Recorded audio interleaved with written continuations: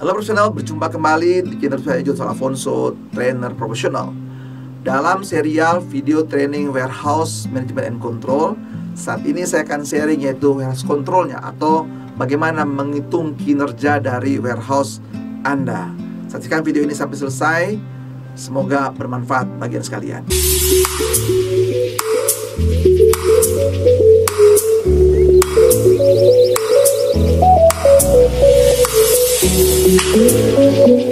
Kontrol sama sekali. Jadi apa sih objektif kontrol di sini? Yaitu pertama untuk mengukur, ya, membandingkan semua aktivitas yang sudah ditempatkan, ya, dibandingkan antara standar dengan kenyataannya.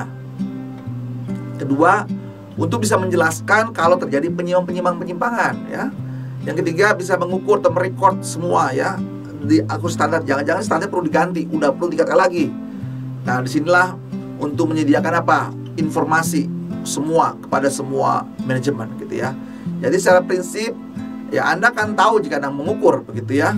Lalu juga untuk bagaimana mempertimbangkan cost-nya, ya, bagaimana mempengaruhi cost turun, gitu ya.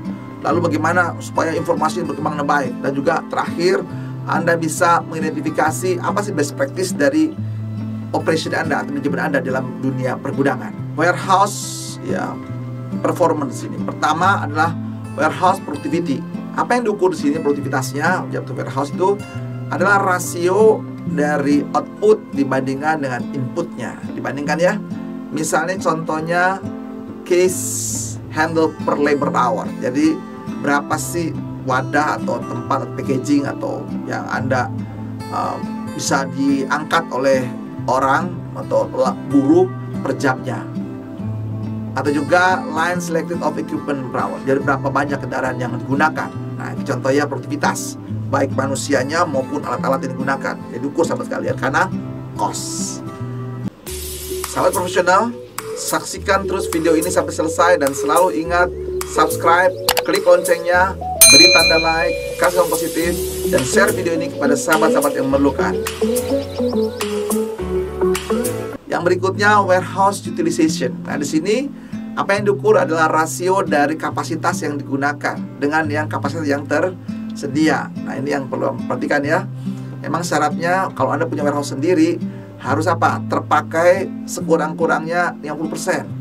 Idealnya berapa? 75%. Nah, itu kalau nggak itu berarti tidak efisien. Jadi apa yang diukur? Percentage of pallets space filled warehouse-nya. Berapa jumlah palet yang bisa dipakai? Lalu berapa employee hours yang bekerja di situ dan yang tersedia. Nah, itu ukur, ya, utilization. Jadi kalau terkait dengan labornya begitu, ya, berapa sih jumlah labor kita, berapa mereka yang bekerja, yang termanfaatkan dari warehouse tersebut.